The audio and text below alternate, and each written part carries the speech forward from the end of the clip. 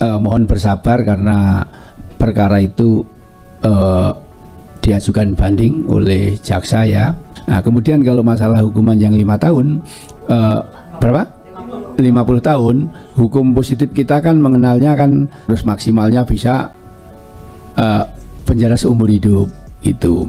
Kemudian kalau pasal 2 kan bisa 20 tahun atau seumur hidup, dan dalam keadaan tertentu kan bisa hukuman mati. Assalamualaikum warahmatullahi wabarakatuh. Welcome back to my channel INN Indonesia. Pada malam ini kita akan membahas tuntas tentang bagaimana kekecewaan rakyat Indonesia terhadap hakim yang memvonis Helena Lim dan juga Harvey Mois yang dinilai sangat ringan. Kini Kejaksaan Agung Republik Indonesia sudah dipastikan akan mengajukan banding terhadap vonis Harvey Mois dan Helena Lim. Namun sebelum kita mendengar tanggapan Kejaksaan Agung Republik Indonesia yang lebih komplit, mari kita melihat perbandingan dan ketimpangan ketidakadilan hukum di Republik Indonesia ini.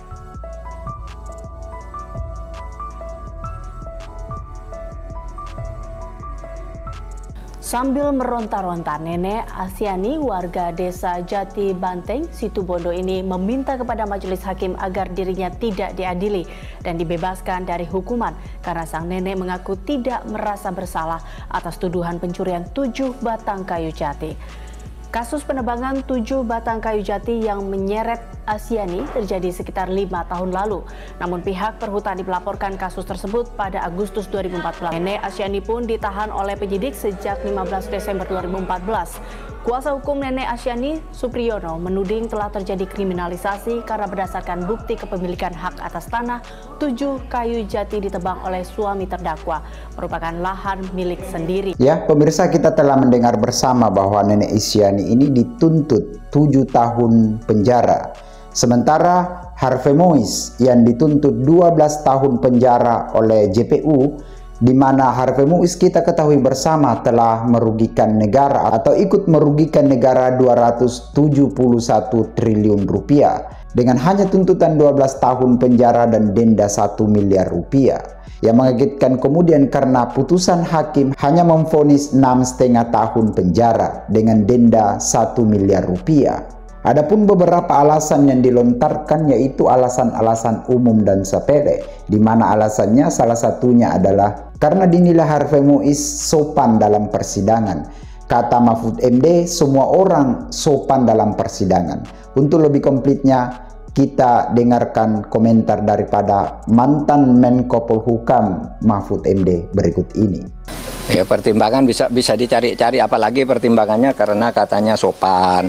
Mana ada orang diadili tidak sopan? Semua orang diadili pakai jilbab, pakai sarung, pakai ini.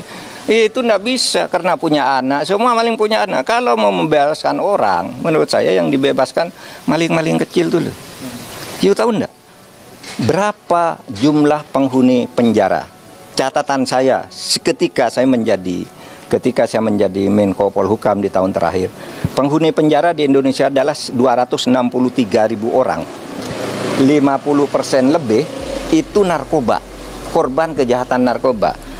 Yang koruptor itu tidak sampai 0,5%. Dari 263.000 itu hanya 1.290 atau 1.300 orang. Itu tidak sampai 0,5%. Kenapa kok ini yang diistimewakan? Yang pencuri ayam, korban narkoba, orang membunuh istrinya karena istrinya selingkuh, orang karena ditipu, orang membakar orang karena kalap gitu. Kenapa tidak itu aja yang dibebaskan kalau alasannya biar penjara penuh gitu? Ini tidak masuk akal semua. Mari kita rasional kalau ingin baik. Kalau enggak ya sudah. Tapi saya masih punya asa untuk itu. Kita telah menyaksikan tadi videonya bersama-sama bahwa Nenek Asyani itu dituntut 7 tahun penjara karena dituduh mencuri 7 batang kayu.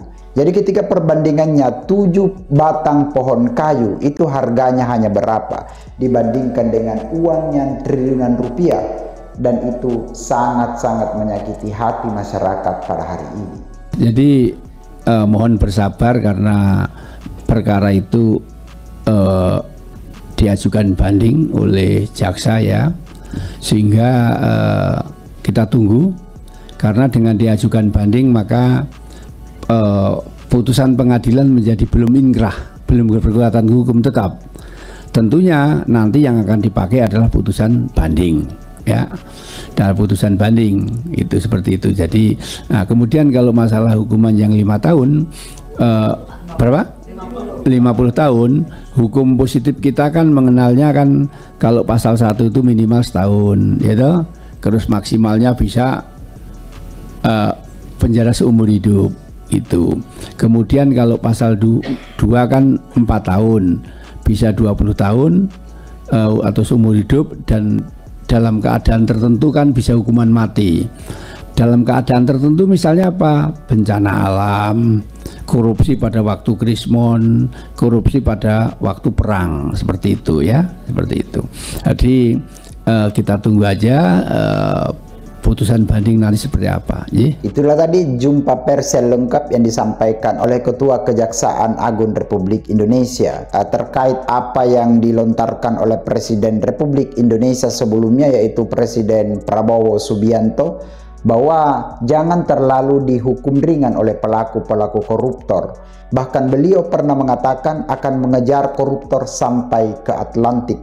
Namun sebelum kita membahas terlalu jauh atas perkara ini yang dinilai menyakiti hati masyarakat seluruh Indonesia, mari kita melihat satu video animasi yang lucu yang berkenaan tentang ketidakadilan hakim dalam memutus sebuah perkara. Anda yang korupsi 300 triliun ya?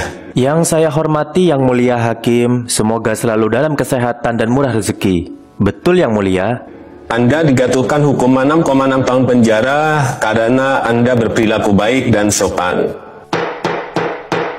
Terima kasih Yang Mulia. Selanjutnya, Anda pelaku pencurian ayam ya? Iya Pak, saya sendiri. Kamu dijatuhkan hukuman 10 tahun penjara. Kok bisa begitu Pak? Ayam yang saya curi harganya nggak sampai 50.000 Pak. Aslinya kamu dihukum 7 tahun sih, tapi kamu gak sopan manggil saya Pak. Ini tidak adil, masa begitu Pak hukuman saya? Saya manusia biasa boy, bukan nabi. Ingat, ini di dunia, yang adil hanya di akhirat. Bukankah Allah hakim yang seadil-adilnya? Sebagai masyarakat Indonesia, saya Sudirman Matalio sebagai owner INN Indonesia sangat berharap bagaimana kemudian hakim bisa berlaku adil dan memutuskan suatu perkara yang seadil-adilnya. Sebagai warga negara juga, saya menghormati keputusan hakim yang ada sekarang, namun dinyatakan belum ingkrah karena ini ada banding. Nanti putusan banding yang dijadikan sebagai hukum tetap atau yang ingkrah. Ya mudah-mudahan hakim yang memutuskan nanti ketika banding ini diterima, banding dari JPU ini diterima, semoga dapat memuaskan hati masyarakat Indonesia dan merasa dan berpikir serta meyakini bahwa hukum di Indonesia tidak tumpul ke atas dan tajam ke bawah, tetapi tajam ke bawah dan juga tajam ke atas. Itu dari saya Sudirman Matalio. Success for you all and see you on top.